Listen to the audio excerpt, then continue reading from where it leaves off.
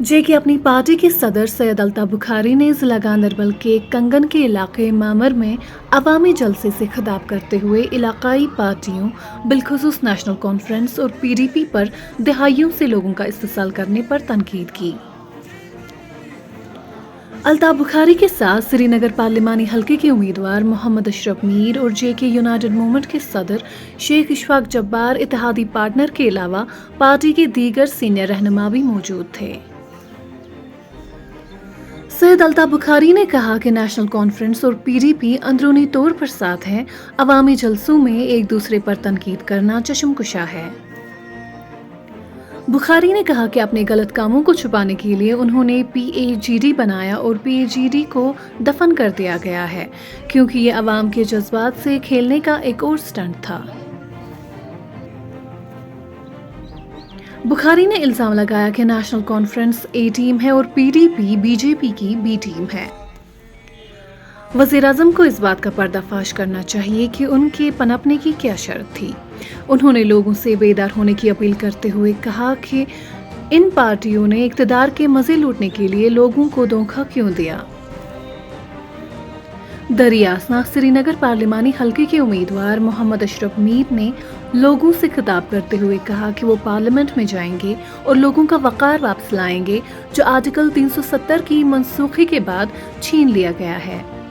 जबकि उमर अब्दुल्ला और Mehbooba Mufti supreme court में आर्टिकल 370 की दरख्वास्त करने में नाकाम रहे।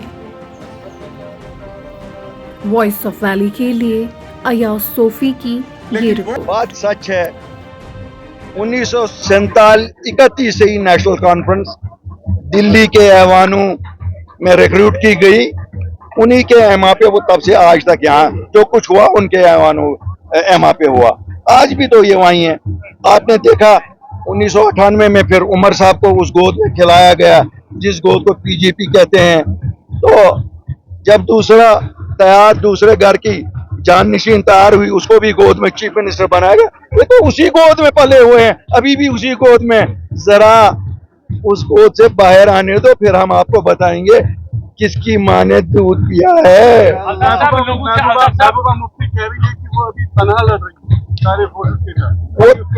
वो उसकी जमात में से तो उसने सबको निकाला। क्यों? वो नहीं चाहती है, वो चूजे ढूंढती है कि जो उसकी बेटी के खिलाफ बात ना कर सकें। लेकिन ये मालूम नहीं उसको चूजा भी बड़ा हो जाता है। हमें भी जब लाया गया था हमें भी इसी नियत से लाया गया था कि चूजे हैं, बोलेंगे नहीं।